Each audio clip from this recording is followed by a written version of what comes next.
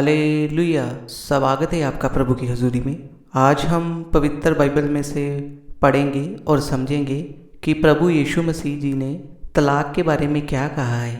कि हमें जो लोग तलाक देते हैं या जो लोग सोचते हैं कि तलाक देना सही है, आज हम उसी विषय पे बात करेंगे कि प्रभु यीशु जी हमें क्या सिखाते हैं तलाक के बारे में। तो चलिए पवित्र कलाम में से पढ़ते हैं। ये बातें कहने के बाद वह गलील से लौटकर यहूदिया के क्षेत्र में यरदन नदी के पार चला गया।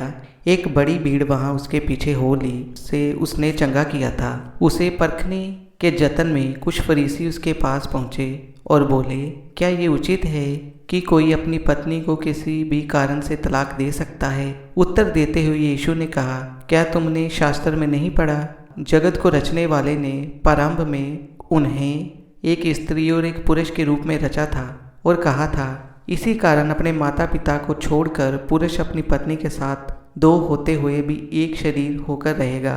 सो वह दो नहीं रहे बल्कि एक रूप हो जाते हैं।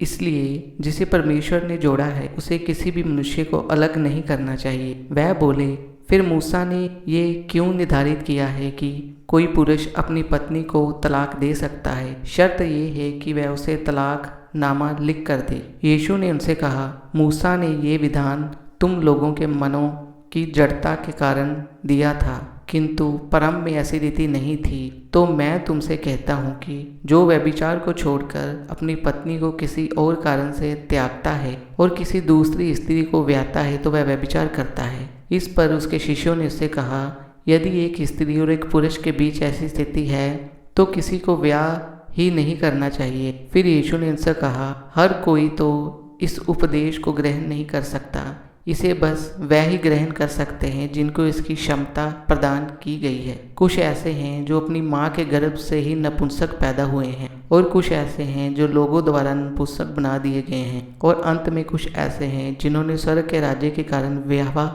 नहीं करने का निश्चय किया है। जो इस उपदेश को ले सकता है वह इसको स्वीकार करे। आमीन।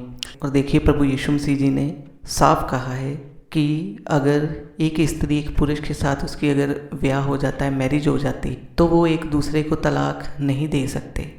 सिर्फ एक कंडीशन है कि अगर वो औरत गलत है, अगर वो व्यभिचार में है, गलत है, अपने हस्बैंड के साथ वफादार नहीं है, तो तब उन्होंने कहा है कि वो कर सकता है। आइंदा ऐसा करना बहुत बड़ा गुनाह है, व्यभिचार है। मतलब कि परमेश्वर के 10 हुक्मों में से एक हुक्म को तोड़ना है और इसकी सज़ा नरक की आग है।